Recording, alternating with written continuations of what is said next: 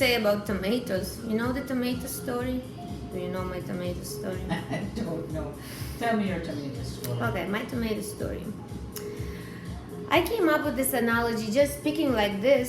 Just she was sitting by myself, my side, trying to explain what I want from my relationship. You know, apparently whatever I had in my relationship before didn't work. So to explain what do I want from my future partner or my future relationship, I brought this analogy of, let's say I want a ripened tomato. Mm-hmm. Yes, and I have a bag of tomato seeds. Right. So there are seeds, then there are sprouts, then there are beautiful green vines, you know, Yeah. and then there are even adult developed plants. Yeah. And only then there are some flowers and tiny little green tomatoes. And only then, if those tomatoes ripen, not if, when those tomatoes ripen, I finally get what I want. And I told her that many times in my life. I mean, I'm fed up. I've ate so many seeds, sprouts, vines, plants, even green tomatoes. I want a ripe tomato. I want the real thing. So she's like, what is it? And I don't think I ever really explained correctly. I want my partner to get me. I want to build a trusting, open relationship. I want to open my mind and my heart before I will make my vagina available. Right.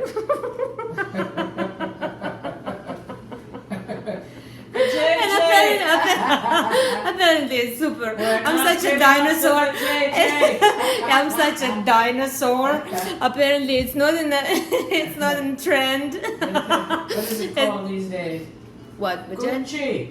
Chow. Whatever. I mean, before In Jamaica, we call it a punani. Punani? Yeah. Kuni. Well, Is it Kuni? Kuni? Yeah, there are so many. This Oh, whatever. The gates of heaven. Yeah. Yes. Anyway, my point is that I was telling her that I don't want to have sex just for the sake of having sex. I do plenty of physical exercise. I don't want just meat and sausage. I want emotional,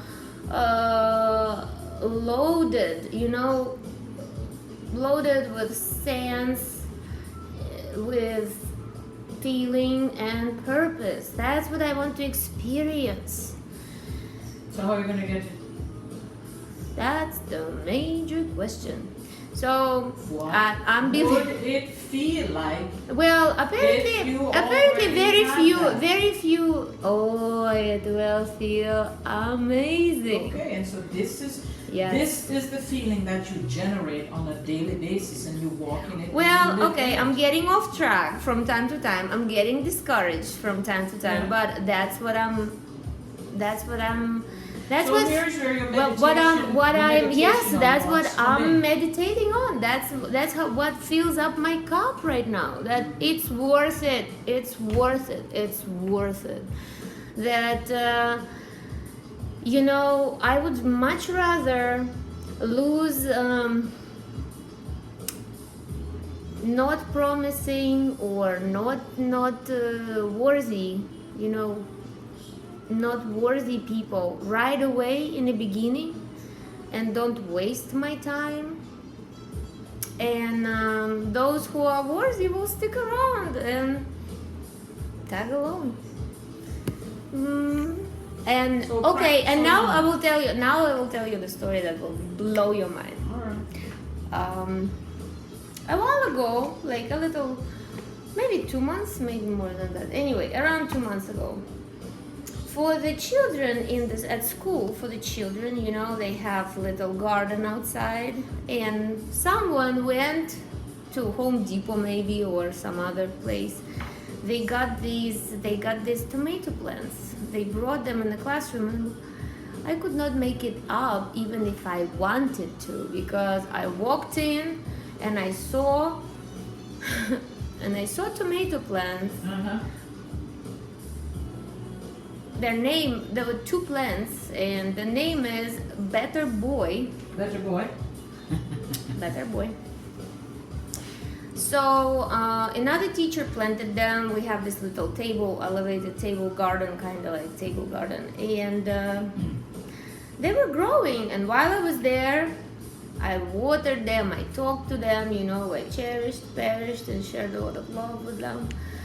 Then I went on my vacation, then I stayed longer, you know, because of my events, etc., etc. Then I come back and I see this big bundle of vines, leaves, and something, and oh my God, I see a tomato. It's green. It's the size of the quail egg, you know. Pretty tiny. That, yes, pretty not big. It's somewhere there, you know. And I'm like, wow, I did not even expect that I will come practically a month later and I will see something like that. So I was so excited to see the tomato. Immediately I streamed so much love and energy to it, you know. Let's say it was Monday, and on Friday we had a little party with a DJ for the kids got all excited, and etc. I left earlier and they continued dancing and partying and blah blah blah. And then on Monday I found that little bitten tomato. It was already bitten. I mean, so Not by an animal. no, not by animal, by little Mouth. curious, promiscuous little princess who just wanted to see how does it taste. So she picked it, she bit into it. Threw it down. It didn't like it, didn't want to get in trouble for it because everybody knew not to touch tomatoes. Yes, and so she put it in her cubby, and it was sitting there over the weekend. And only because I was checking cut sheets, you know, on Monday, I'm like, here's the end of the story. I mean, the moment you will step out, some promiscuous, curious little girl will bite into it without even really needing it, without even really realizing what it's just out of curiosity, just to try, why not? She's not gonna like it, she will throw it away, or not throw away, try to hide it, you know, and then you will find it. Then you'll find it and you will be like, honey, did you learn your lesson? Anyway, I let her leave. But what I did, I took all the vines, I unbungled that little Vine. whatever it is, the plant, yes, and I took the vines and I tied them up, you know, along the, because the table stands by the fence, so I tied them up on the net of the fence, up. Yeah. And what is it already? 3 weeks later, I have, I want to say I have about 5 new tomatoes For you. growing and ripening up there, out of reach of little bitches. Of little inquisitive hands. Yeah, so if you want to let it ripe, you better take it up high, you know, higher and higher. Yeah. So it's there. I mean, unless there will be some promiscuous little bird, you know, who will come and start picking on it. You know, in the nature of. But it was interesting. It was so significant for me. I learned my lesson too. What? Oh. First, I left it out of sight. You know, I just left. Second, I came and I didn't do anything to protect it. Third, you know, what you gonna do? That's life. So how do you protect your dream? How do you protect what it is that you want to create? You know what? I am a perfect partner for my perfect partner. That's the truth of it.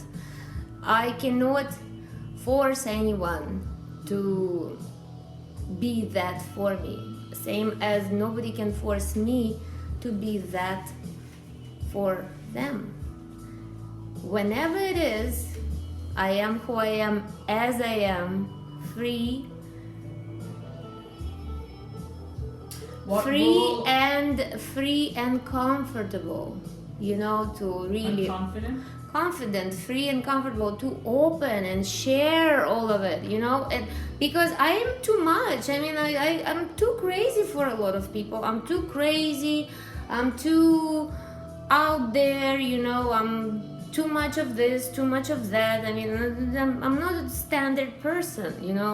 Well, all of us are very special, but I know I'm probably a little bit extra special for majority of population. So there's not a lot of those who can handle something like that or would be interested in having something like this around, you know, because someone just wants something else. And I am a perfect partner for my perfect partner. Okay, so you have planted the seed. I've planted the seed. I just keep feeling happy. Plus, I can tell you another thing. Just like I have no control over other people's feelings towards me, which I don't think even though you made your point, yes, I can. Here you go. I will continue. I love or I transmit my energy the way I want and can and capable of.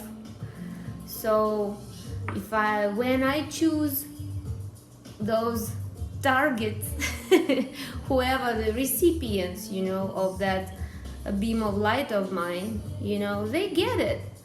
They don't have to know about it. I don't have to own a person to transmit energy towards them or We're transmitting energy every day. Yes, I'm transmitting energy every day, but I'm talking about this loving, you know. Right.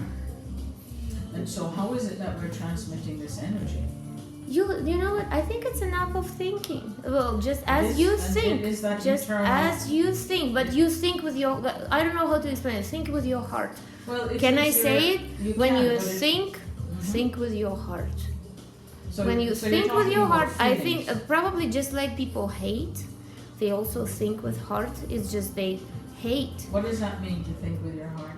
I just made it up. Yeah, but what does it mean? If you could put it in words to explain it, how I what would would- it look like? I would say that it's a stream of thought loaded with emotional charge. Right, and so we come back to that internal conversation. Order your conversations aright. Because we're emitting energy, we're always communicating, we're just not aware of it. And so you're thinking about somebody, you're thinking about somebody, you're thinking about somebody, and the phone I think rings. about somebody. Or that somebody texts you, or you meet them. Who in doesn't the gym. text me? Right? Motherfucker. Mm-hmm. And so it is a connection of mutual energy. You're transmitting some type of energy, and that person shows up. Now that's another. Oh, here's an interesting we stepped in. The person can provoke, probably. The person can provoke me.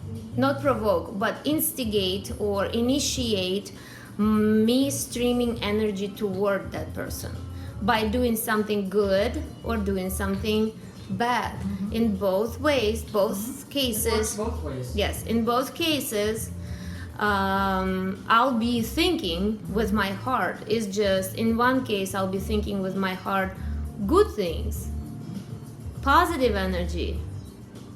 In another case, I'll be thinking negative.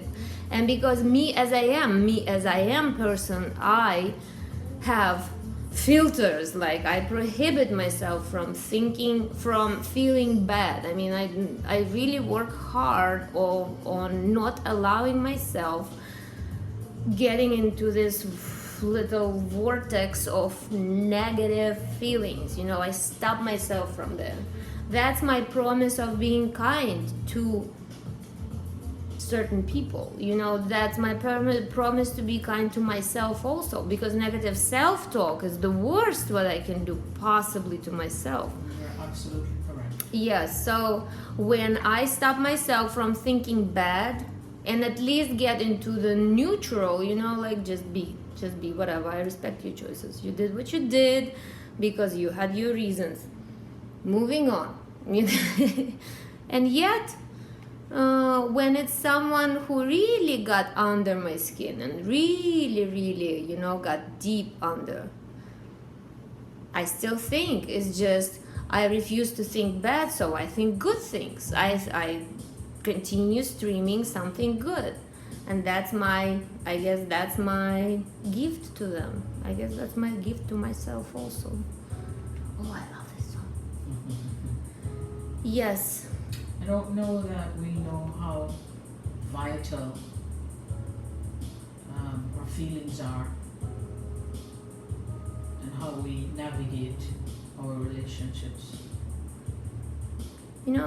I wish they taught us at school. It's not. Attitudes are feelings, and we're not taught sufficiently enough of how to change our thoughts, and we can change the direction of how we act in our relationships in the classroom towards one another. Attitude towards learning, attitude towards how we're creating ourselves, attitude towards one another. Yeah, my defense mechanism, the best I can do, I just shut down. I just stop streaming completely. I shut down. I block myself, block the person from me, or block myself from the person. That's my defense mechanism. I will not, fight. I'm not a fighter in that regard. I'm not a fighter. I mean, my ammunition is just my light, my laughs, my sense of humor, my positive. It's just, as I told you, as I confessed earlier, that it felt like I was pretty deemed for a while. But now I'm back in the saddle. And I feel I feel stronger by the day, every new experience, every new conversation, every new yoga practice, every new walk in the forest. Everything makes me stronger and stronger. And I do believe that I do have my mission. I made my choice to stand on the light side, the bright side. Not that I'm gonna fight the darkness. I'm just gonna continue shining. That's my choice. But when it comes to relationship, it's so easy to get when we get upset, when because we're good at it, we're practicing. We're getting upset. We're practiced reactionary, ways of being. Well, I guess the best I can do it's just shut the door, shut the channel, block the channel, not to do any. No harm, but no sunshine either. That's my generosity, that's my kindness.